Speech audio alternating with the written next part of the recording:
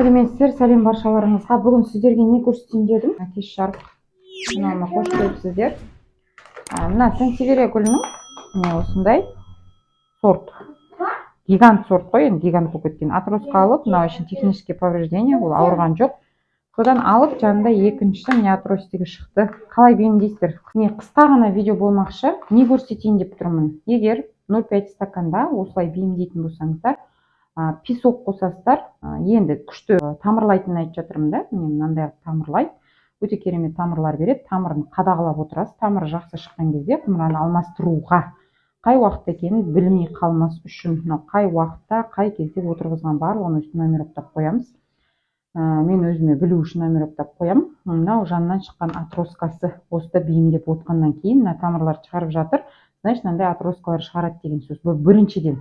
Жанына қаншама отростка шыққан кезде бөліп отырғыза аласыздар. Сосын бірге отырғызуға да болады. Сосын мына жақтан видео бар. Видеоның соңына дейін қарасаңыздар, қазір қалдырып өтем. Бұрынғы сансеверия видеосы қалай қиып тамырлатуға болады, немен тамырлатуға болады, соның барлығын көрсеткен видеоның соңында қалдырып өтем. Көріңіздер. Кез келген сансеверияның түріне жарайды. Именно.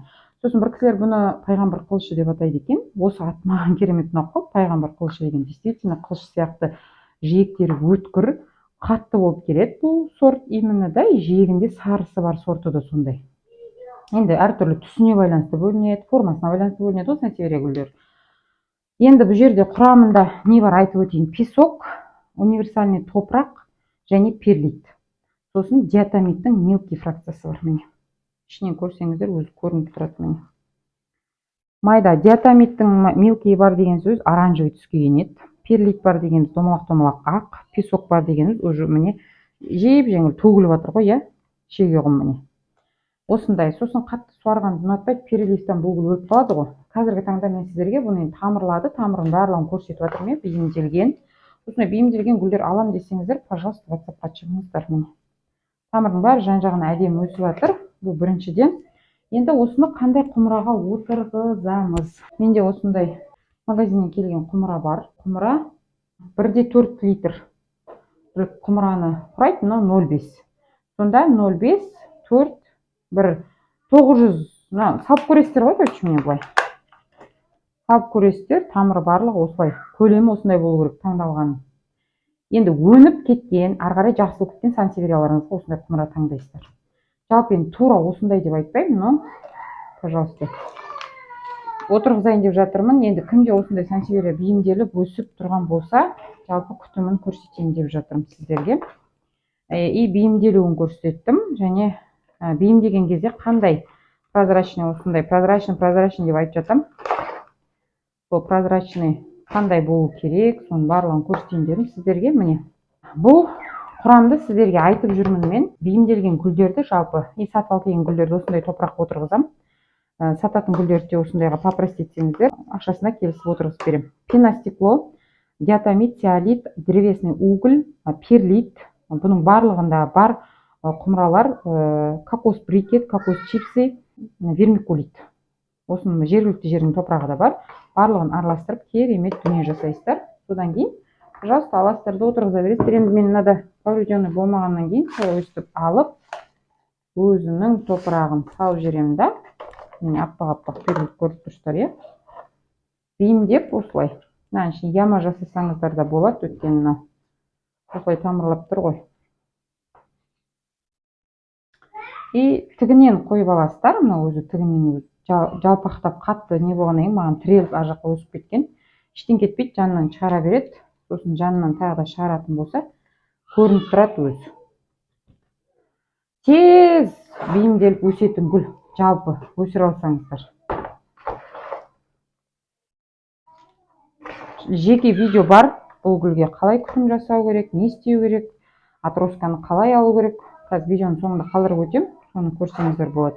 Жеңіл қолдарыңызбен осылай түрткілеп істеп алсаңыздар, іштен кетпейді. Оның тамыры повреждать етпейді, өйткені тамыры жақсы. Міне осылай тігінен өстіп отырғызып, әдемілеп бейімдеп, сосын бұл қатты күнге қоймаңыздар бұны.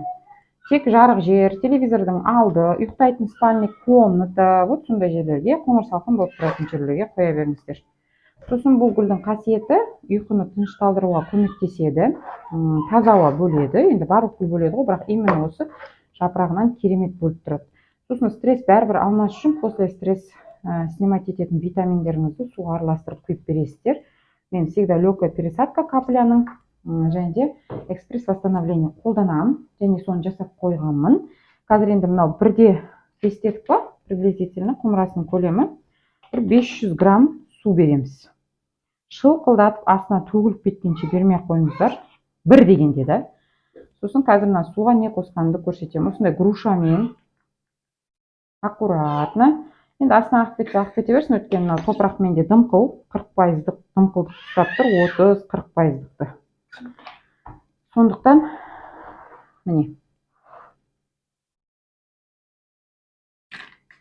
100-150-ден 300 мл кетті. Қазір еще 150, 450, 500 мл суды осылайынан құйып суарасыздар.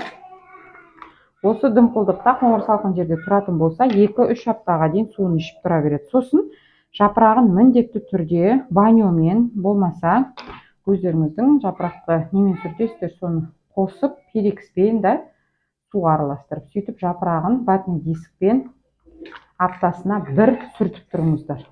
Өтініш, өйткені ол бәрібір мына шаң тозаң жаңа кислород бөліп тұруына кедергі келтіреді. Сондықтан міне осындай прозрачный 0,5-0,3 баклажкалерге өндіріп аласыздар да трускаларыңызды. Жалпы гүлдеріңіз көбейіп кетсе, аласыздар да өстіп бөлек жақсы өндіріп алыңыздар. Жалпы негізі песок қосса, тамыр тез таралып өседі. Вермикулит ол минералды беріп тұратын. Енді оған перлитті тек қатты мынау кішкентай болғаннан кейін тез құрғап, тез неғылып кетпес үшін қосасыздар ғой перлитті.